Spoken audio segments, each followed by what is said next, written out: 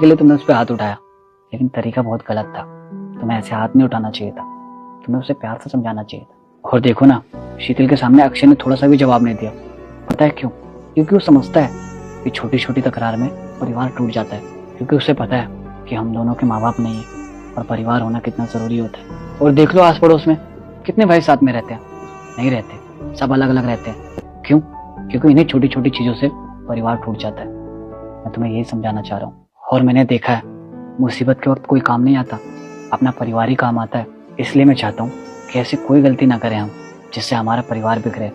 क्योंकि हम दोनों ही तो इस घर के बड़े हैं ना, तो हमें समझना पड़ेगा। देखिए, मैं मानती हूँ कि मैंने गलत किया, लेकिन तुम ही सोचो, अब तक हमने उसे अपने बच्चे की तरह पाला है। मैं उसे अपने बेटे की तरह मानती हूँ।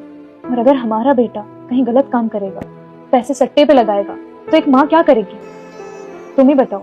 मैं उन्हें अपने माँ बाप की तरह मानता हूँ। जब भी मैंने किसी चीज की जिद की भैया से, तो भाभी थी जिन्होंने मेरा पूरा साथ दिया। और जब मैंने तुमसे शादी करने के लिए कहा, तो भैया मान नहीं रहे थे। भाभी ने ही उन्हें मनाया था। वो हमेशा मेरे लिए अच्छा ही सोचती है। अरे मानता हूँ गुस्से में तुमसे हाथ उठ गया, लेकिन उसका सॉल्यूशन भी तो है।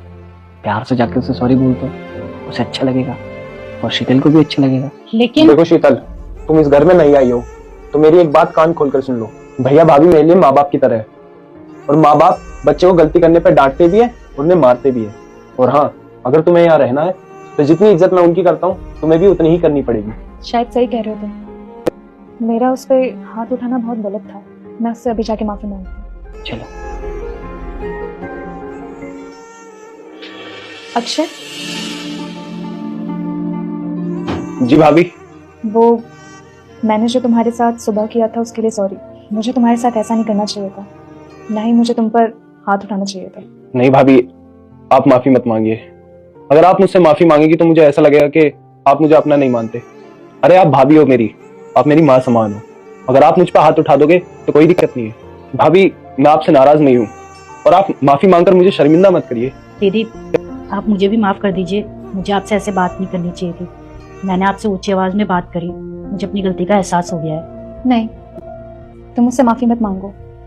अगर सही कहूँ तो मैं तुमसे बड़ी हूँ, लेकिन बड़े होने के बावजूद भी तो गलती मुझसे हुई है।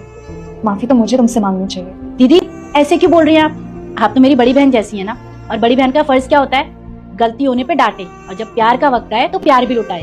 अरे वाह, आज मुझे देख के अच्छा लग रहा है कि हमारा परिवार कितना समझदार है। और मैं चाहता हूँ कितनी भी तकरार हो, बस ऐसे मिलजुल के रहे।